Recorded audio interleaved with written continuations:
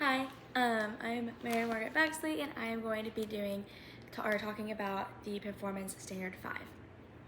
So with this standard, it is talking about assessment strategies, and it talks about the different types of assessments that we can give our students as teachers. So the first one is diagnostic assessment. This is the purpose of diagnostic assessment is to ascertain prior to instruction each student's strengths, weaknesses, knowledge, and skills, and to permit the teachers to remediate, accelerate, or differentiate if needed in instruction time. Formative assessments, they are an assessment that is for instructional process to help teachers adjust and modify their teaching practices to reflect the progress of the students.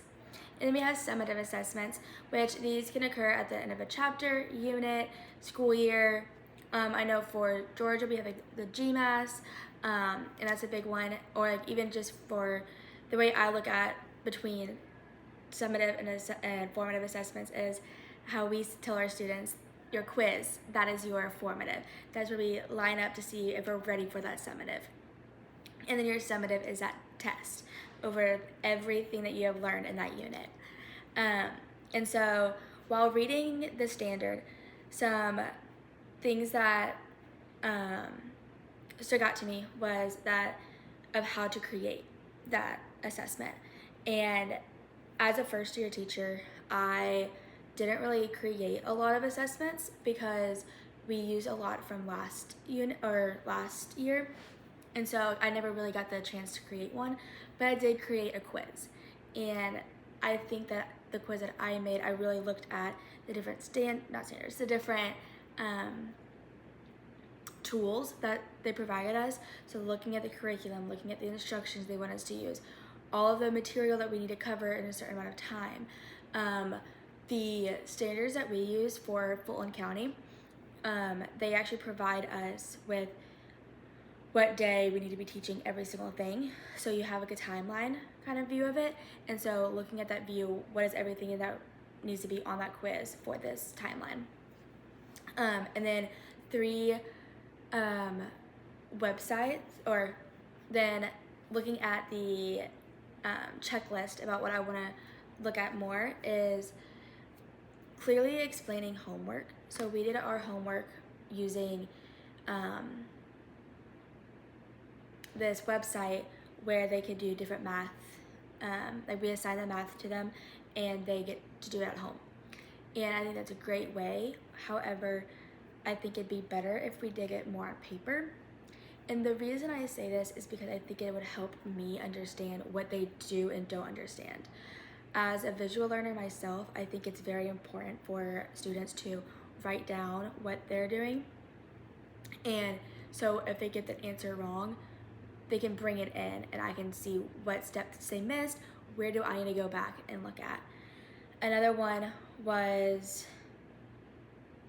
using multiple assessments to determine whether a student has mastered a skill. So I think the hardest part of doing this is timing. As teachers, we feel so much pressure about getting everything done at a certain time. And I think it's hard to understand looking at different assessments about if they understand the topic, if they understand the standard. And so I think while looking at the quizzes, while looking at the tests, it's also important to maybe throw in a project. We would do projects in the, not every unit, but most units. And that's when we got to see that they may not be a great test taker, but they can draw, they can do they're very creative, and they can show that they know what they're doing through a project. And I think that's a really important thing that I want to really bring back into what I'm doing next year, and have more resources for that. So, and then also when researching, there were 3 different websites that, and I'll link them down below, but those 3 websites were different tools of how to bring in assessments into the classroom different ways. So not just doing multiple choice, you have your like Scantron or anything like that, like making it fun. So like having a Kahoot, doing a Google form, doing just writing your answer. And I gave different ones for formatives and summatives.